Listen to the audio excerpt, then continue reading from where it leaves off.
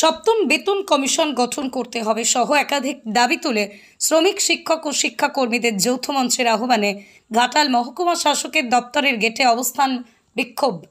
সপ্তম বেতন কমিশন গঠন করতে হবে সহ মোট 7 দফা দাবি তুলে শ্রমিক শিক্ষক শিক্ষাকর্মীদের যৌথ মঞ্চের আহ্বানে আজ পশ্চিম মেদিনীপুর জেলার ঘাটাল মহকুমা শাসকের দপ্তরের গেটে 3 ঘণ্টাব্যাপী অবস্থান বিক্ষোভ কর্মসূচি ঘাটাল মহকুমা যৌথ মঞ্চের। সেই পেনশন ব্যবস্থা যে এনপিএস সিস্টেম করেছে, মানবিক দিক দরকার। এই দেশের মানুষ, সাধারণ মানুষ সরকারের মুখের দিকে তাকিয়ে থাকে।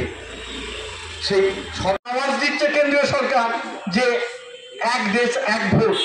কিসের এক দেশ এক ভোট? কিসের এক দেশ এক ভোট?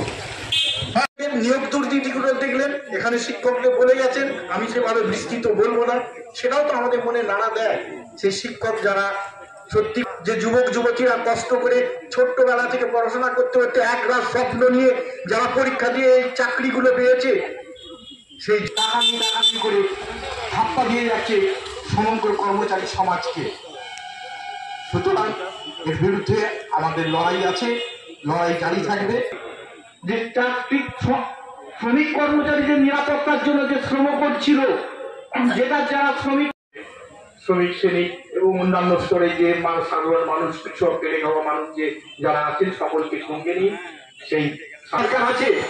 মোটেই না, যে উগ্র সাম্প্রদায়িকতা, হিন্দুত্ব, ধর্মীয়বাদ তাকে প্রচার করে ভারতবর্ষের সংখ্যাগরিষ্ঠ মানুষ যে ধর্মীয় আবেগের মধ্যে সমবেতভাবে এইগুলো তাদের আমাদের এই নির্বাচনের কাজগুলো হয়। সেই নির্বাচনের কাজেতে সেটাকেও বলছে যে আমরা এক দেশ।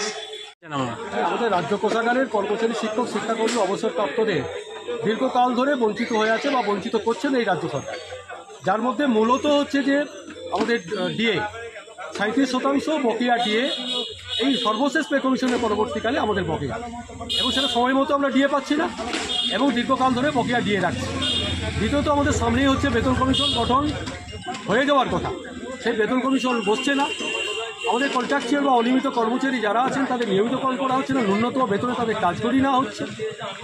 এই সহ আমাদের 7 দফা দাবিতে আমরা এই আন্দোলনটা করছি।